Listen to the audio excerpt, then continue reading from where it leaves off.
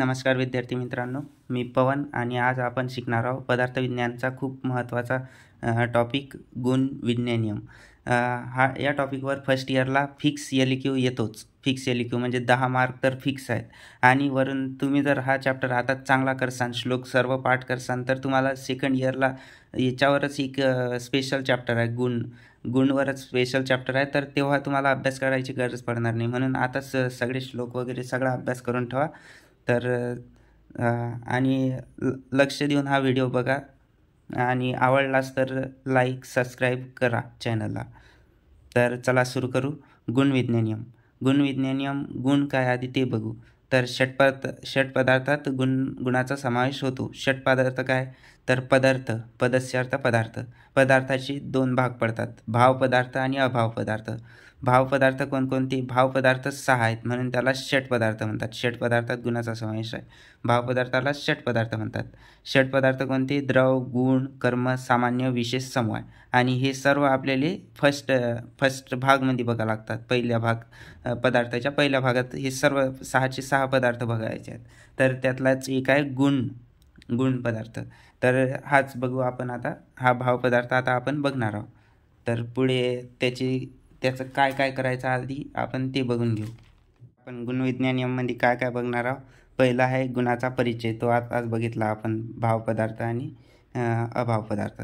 दुसरा काय आहे? गुणाची निरुक्ती. तिसरा व्याख्या, लक्षण. नंतर आपल्याला बघायला लागेल गुणवर्गीकरण. गुणवर्गीकरणमध्ये किती गुण सांगितले, कोणत्या दर्शनांनी किती गुण सांगितले. त्याच्यानंतर आयुर्वेदानुसार चरकांनी सांगितलेले गुणवर्गीकरण ते बघायला लागेल. त्यानंतर आध्यात्मिक गुण, सार्थ गुण, गुरवादी गुण आणि परादी गुण, हे 4 गुण डिटेलमध्ये एक्सप्लेन करावं लागतील. आणि नंतर मग चिकित्सीय महत्त्व. तर आपण आजच्या लेक्चरमध्ये काय बघणार आहोत? गुणाचा परिचय, निरुक्ती, व्याख्या, लक्षण, गुणवर्गीकरण, आध्यात्मिक गुण आणि सार्थ गुण. इथपर्यंत आपण या लेक्चरमध्ये कव्हर करू. नंतर गुरवादी गुण, परादी गुण आणि चिकित्सीय महत्त्व हे नेक्स्ट लेक्चरमध्ये कव्हर करू. तर यातलं गुरवादी गुण खूप महत्त्वाचं आहे, ते मिस करू नका. गुरवादी गुण खूप इम्पॉर्टंट आहे. याच्यावर येऊच शकते जास्त करून गुरवादी गुण किंवा परादी गुण हे 2च विचारतात किंवा चिकित्सीय महत्त्व विचारतात. ते आपण सेकंड लेक्चरमध्ये त्याचं स्पेशल लेक्चर घेऊ.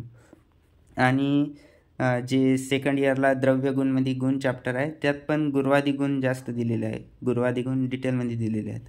तेच आपण आताच डिटेलमध्ये बघून घेऊ, त्याचे श्लोक पाठ करून घेऊ. त्यामुळे मग पुढे आपल्याला भारी जाणार नाही. तर चला आता आपण गुणाच्या निरुक्तीपासून सुरू करू. तर चला आता बघितलं आपण काय करायचं. आता पुढे सर्वात आधी आहे निरुक्ती. तर निरुक्ती काय आहे? गुण्यते आमंत्रते लोक अनेन इति गुणा. लक्ष देऊन ऐका. गुण्यते आमंत्रते लोक अनेन इति गुणा. आणि मी जेवढे यात श्लोक लिहिलेले आहेत ते सर्व तुम्हाला आठवण करायचेच आहे, एक पण सोडायचा नाही. सर्व श्लोक आताच पाठ करायचे म्हणजे सेकंड इयरमध्ये तुम्हाला एकही श्लोक करायचं काम पडणार नाही. तर पहिला निरुक्ती आहे गुण्यते आमंत्रते लोक अनेन इति गुणा. त्याचा काय अर्थ आहे? गुण आमंत्रते या धातूपासून त्याची निरुक्ती झालेली आहे, गुणाची निरुक्ती झालेली आहे. कोणता धातू? गुण आमंत्रते. ज्याद्वारा लोक द्रव्याकडे आकर्षित होतात, आमंत्रित होतात, त्याला गुण पदार्थ म्हणतात. ज्याच्यामुळं पदार्थाकडे लोक आकर्षित होतात म्हणजे त्याची काही गोष्ट आवडती, त्यालाच गुण असे म्हणतात. तर गुणाची व्याख्या काय आहे? समवायी तू निश्चेष्ट कारणम गुण. समवायी तू निश्चेष्ट कारणम गुण. हा आपण श्लोक पाठ करायचा. चरक सूत्रस्थान 51. चरक सूत्रस्थान पहिला अध्याय. तर पहिला अध्याय तुम्हाला चांगलाच करायचा आहे फर्स्ट इयरला, कारण त्यातलं सगळं इम्पॉर्टंटच आहे. त्यातले श्लोक पण पाठ करा जेवढे होतील तेवढे. तर हा आहे समवायी तू निश्चेष्ट कारणम गुण. समवायी द्रव्यांशी समवाय संबंध राहणारा. निश्चेष्ट म्हणजे काय? क्रियारहित, म्हणजे तो काही क्रिया करत नाही, फक्त तो द्रव्यात राहतो, क्रिया करत नाही. कारणम म्हणजे काय? गुण आपल्या समान गुणांच्या उत्पत्तीमध्ये असमवायी कारण असतो आपल्या गुणांच्या उत्पत्तीमध्ये, त्याला कारणम म्हणतात. ती कशाचं आहे? गुणाचं. तर दुसरी व्याख्या काय आहे? अथ द्रव्यश्रिता नेया निर्गुणा निष्क्रिया. कारिकावालीने सांगितलेली आहे. अथ द्रव्यश्रिता नेया निर्गुणा निष्क्रिया गुन्हा. द्रव्यश्रिता म्हणजे काय? द्रव्याच्या आश्रयाने राहणारा. निर्गुणा म्हणजे काय? स्वतः गुणरहित, तो त्यात कोणता गुण नसते, तो स्वतः गुण आहे पण त्यात गुण नसते, निर्गुणा. निष्क्रिया म्हणजे कर्मरहित, आधीच सांगितलं तो काही क्रिया करत नाही, कर्मरहित आहे. आता लक्षण बघू. लक्षण काय आहे? गुणत्व जातिमत्वम गुणसामान्य लक्षण. प्रशस्त पादांनी सांगितला गुणत्व जातिमत्वम गुणसामान्य लक्षणम. प्रशस्त पादाने गुणत्व जातीवाल्याचे नाव गुण असे निर्विवाद लक्षण केले आहे.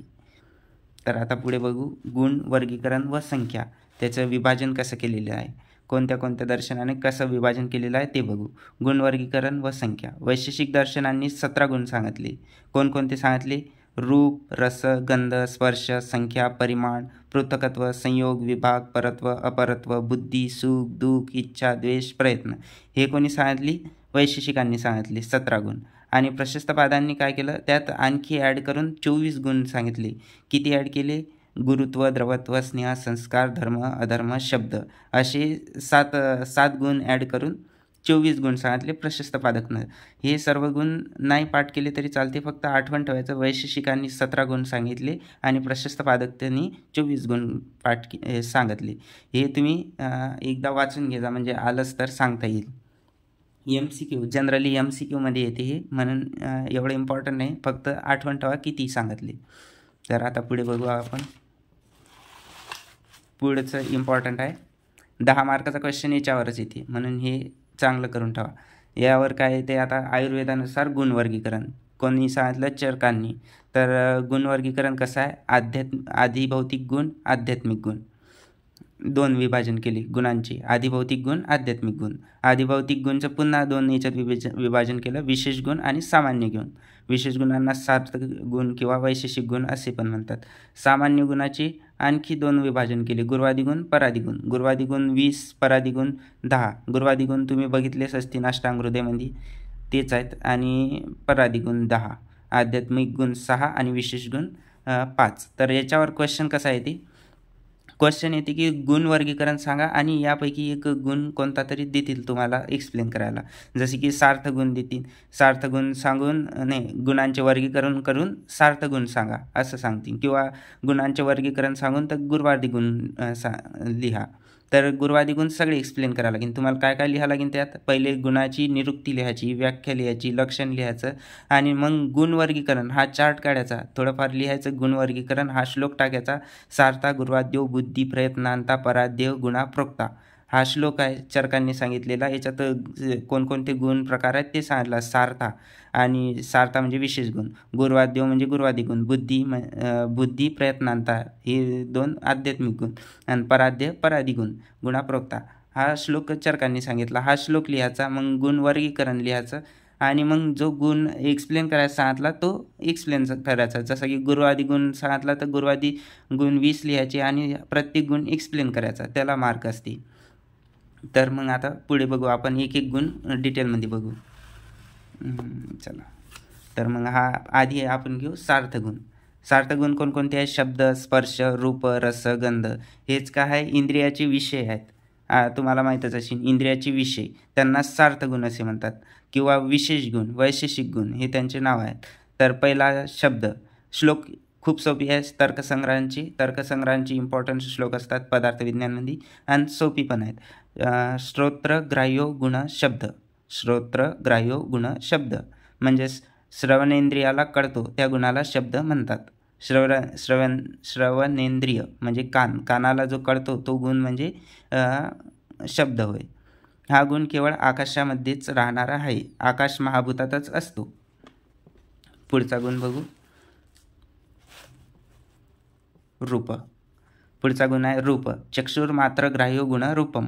चक्षु म्हणजे डोळे, डोळ्यांना जो ग्राह्य असतो तो रूप. तो कोणकोणत्या महाभूतात असते? पृथ्वी, जल, तेज या 3 महाभूतात हा गुण असतो. पृथ्वी, जल, तेज हे सगळं लिहायचं आहे. जेवढं मी सांगितलेलं तेवढं पेपरात लिहायचंच आहे. आणि पुढचा आहे स्पर्श.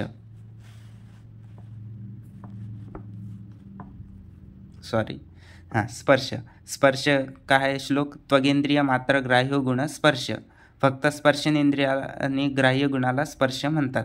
स्पर्शनेंद्रिय म्हणजे त्वचा. त्वचा ज्या गुणाचं ग्रहण करते त्याला स्पर्शनेंद्रिय असे म्हणतात. पृथ्वी, जल, तेज, वायू या द्रव्यांत स्पर्श हा गुण असतो, फक्त आकाशात नसतो, बाकी सगळ्या महाभूतात असतो. कोणता? स्पर्श. स्पर्श हा वायू महाभूताचा नैसर्गिक गुण आहे. स्पर्श हा वायू महाभूताचा नैसर्गिक गुण आहे. पुढे रस.